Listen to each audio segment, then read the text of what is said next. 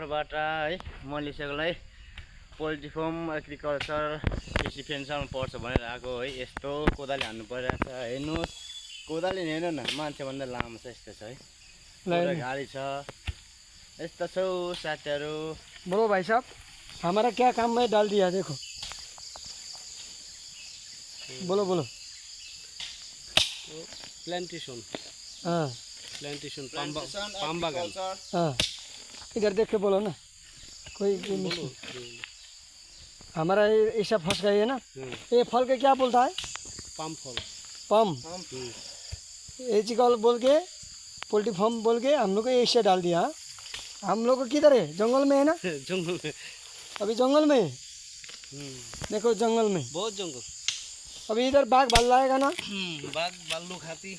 हाँ देखो ये वो लोग है, बांग्लादेश का है। देखो कितना कोदाला हान रहा है। हम लोग को फंसाई दिया ना।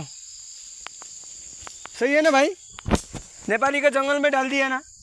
अभी इधर हम लोग को मुश्किल है, मुश्किल है। देखो अभी करंटा लगाया है, इधर इधर करंटा लगाया। देखा था हम लोग को, हेर्नुहोस् हामीलाई यसरी फसाएर यस्तो जङ्गलमा तारमा पुरा करन्टा छोडिरह। पुरै जङ्गल हो, चारतिर जङ्गल, हामी बिचमा छ। लाइन यस्तो घारी घारी लाइन त यस्तो घारीमा